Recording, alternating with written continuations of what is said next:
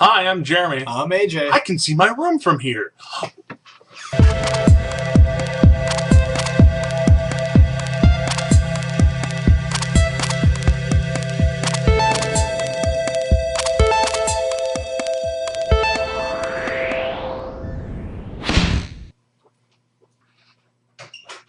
Alright, fixed. Nobody needs to see that. Welcome to our show and our first story of today. Throwback. July 4th, yay! Once again, for our American watchers, happy 4th of July. Hope it was good. Especially if you're in San Diego, because, well, there's a bit of a mess up over there with their fireworks. They were planning an entire 18-minute show with fireworks going up and everything, and just music playing, all patriotic, and it turned out to be about 30 seconds because someone accidentally made them all go off at once.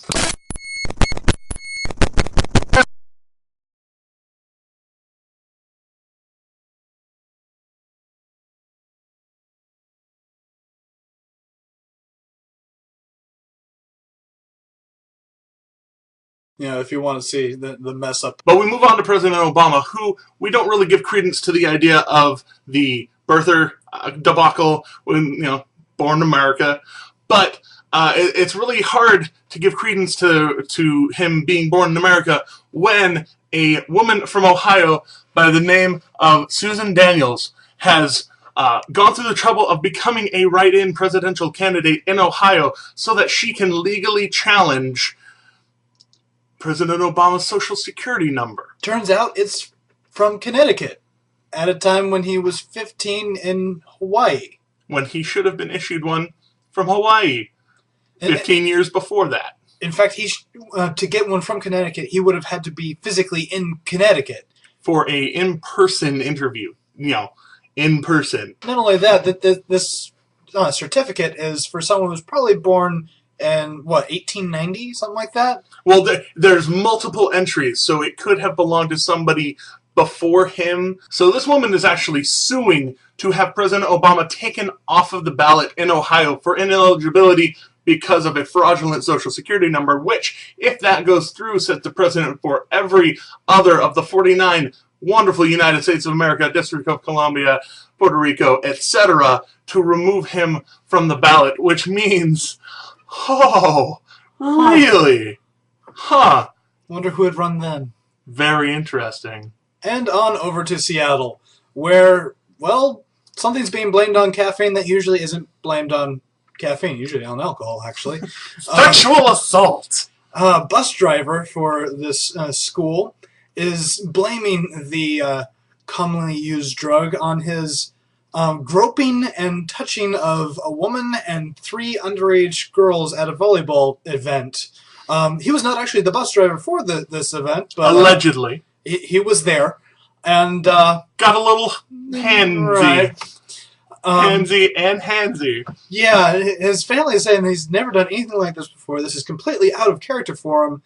He's blaming it on caffeine overdose. Blaming on the caffeine? I've been on caffeine overdose. It doesn't do stuff like that too. Anyway, I work nights. Anyway. Usually you get rage. Right. But either way, he's getting 30 days for each of the 5 counts of 4th-degree assault. So, yeah, I don't think the excuse worked. He'll have 5 months to think about it. So we move on to kind of, world news, because apparently over the last several years, a hacking group has been putting out this malware that basically changes your DNS, where you try and click on something and it goes somewhere it's not supposed to, and then maybe back to where you meant to go. Totally just messing with your information. And apparently the FBI and all those other organizations, acronyms, seized these hackers and had planned to shut down their servers, but apparently if you shut down the server where the malware is reporting to, it would completely cut your access to the internet. So to just not raise a big panic alarm, they're like, oh, we can do this, this, this, and this, and all of a sudden this malware is moot, but we still have to run servers. This being a temporary fix, they're planning on shutting it down Monday morning at 12:01 Eastern Standard Time, which is butt crack in the morning. So if your internet goes out on Monday, which it very well possibly could, because of how many computers are infected worldwide, like hundreds of thousands of computers were infected. And you didn't know. You never really know. So if your internet goes down on Monday, call your service provider, ask them what's up, and you might have to get a clean computer. Talking to you, Mom. And if you are actually concerned if you are infected, there's a link down there to the DCWG. I'm not sure what that acronym is for, but it's a website set up by the FBI to check if your computer's infected. You can't really clean it. It doesn't clean it, but it just does this little ping back on your computer and says good or not so good. Hopefully good. The main thing for me, I guess, is the fact that this was a completely unforeseen group. This is very much operated like a company, is what the FBI was saying. This is very organized beyond anything they've ever seen before. So this is high-level stuff. That was a really beautiful bike. And we move on to the TSA. Oh, the TSA. I actually have a bit of personal information on this one, more than what the article has. Going into it, though, passengers are trying to figure out why the TSA is testing liquids that they've bought inside the airport terminal, and why they're not telling them what they're testing for. The first part I can actually answer. When I went through the airport recently, they started doing that, and I started listening in. There was a very kind TSA officer, that said, you know what? The vendors actually don't have to go through any of the testing, thanks to a few bylaws that people have to go through when they go through security. So, all that stuff is untested, could be dangerous, and they can't do anything about it until someone buys it. Food, liquids, alcohols, cleaning supplies, things that actually could be, something smuggled in them. They don't have to go through that. Exactly. That's insane. Yeah. They don't even have to do like sample tests or anything. It's crazy. The other part being, of course, what are they testing for? Which actually the same TSA officer I overheard, kind of in a joking manner with another guy, you don't want to know what we're testing for, basically. So both of these are kind of being answered through this kind of TSA officer. So the question for me now is, why isn't the rest of the TSA doing this? It's obviously not against their regulations. I heard of this guy didn't get reprimanded by the 4 other officers around him. What else is going on? Why can't they just be nice? Why are they being jerks? I don't know.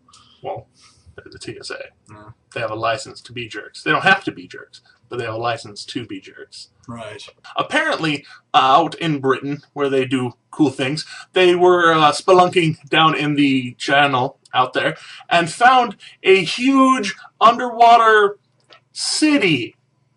Now, that might sound like, mermaids and stuff to you. It is not. It is sea levels have risen in the last, 8,500 years. And so the city is now underwater. Sea levels change all the time. This is proof, like standing proof. Still, the sea levels go up and down, especially up. Climate change is actually just climate fluctuation. Happens all the time. All the time. History proving it right there. And on to our last story of the day, another America story. For our 4th of July leftover sandwich, if you will. Chris Rock, among a host of other celebrities and non-celebrities and non-American citizens, chimed in to, in Chris Rock's words, I'm going to read it straight for you. Happy White People's Independence Day. The slaves weren't free, but I'm sure they enjoyed fireworks. Basically a grand you to America. Now, a lot of the other tweets that this story cites are a lot less kind about it. But also, equally so, people who saw those tweets were equally unkind to them. Our take on it, I guess I should tell you. America is the greatest country in the world, period. It has the most freedoms for the most people ever. All the time. Ever since its inception, it was the greatest country on earth. It had faults, a lot of faults, did a lot of things wrong. But you know what? At the end of the day, a lot of other countries would have just said, screw you to those faults. They would have said, whatever, we don't care, move on. America always apologizes when we do something wrong, and we try and make restitution for it. It's not the numbers that makes us great. It's the idea. That idea of freedom that our founding fathers put into the foundation of our country is what led to the freedom of slaves. We weren't the only country with slaves. In fact, pretty much everybody did have slaves at that point. And not just African slaves, by the by. Yeah, all over the place. We are the ones that put in that idea of freedom. The founding fathers knew that eventually the civil liberties had to happen. That's why they put it in there. They knew they weren't ready for it yet, and so they didn't, push it too hard. But their decisions, that wording, the way they did it, is what led to the Civil War and to freedoms for everyone today. Sure, yeah, it started out with just the white people, or whatever, but it's because of that idea that was birthed on that day that we have what we have today. And today, I would like to bring up the idea of modern-day slavery. I'm going to put a link down below to the Wikipedia article on antislavery.org. I don't remember their full name, but that is the address that we are going to give to you. And they cite modern-day slavery, exporting people from Eastern Europe, Africa, South America, South Asia. There are people everywhere still affected by slavery, still being human trafficked, still being sold and used, and it's still wrong. Back when the Emancipation Proclamation was initially instituted by America, it was still slavery rampant everywhere else, but it is still a problem. So go to antislavery.org, which we're going to put a link down there in the doobly, and go support them a little bit.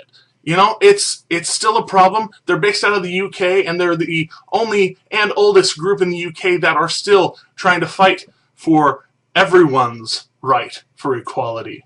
For those of you like Chris Rock who play the race card, still do something about it now in your day. Don't ride on the coattails of those who had to fight it back 100 years ago. In other words, stop complaining about slavery when you were born into freedom. Instead, help those who are still in it. Thank you. Perfectly said, AJ. Thank you so much. He is AJ. He's Jeremy. And these are always and still extraordinary times. Like us over here, favorites over here, subscribe if you want to see us get better. And we will see you tomorrow, my friends. Be aware.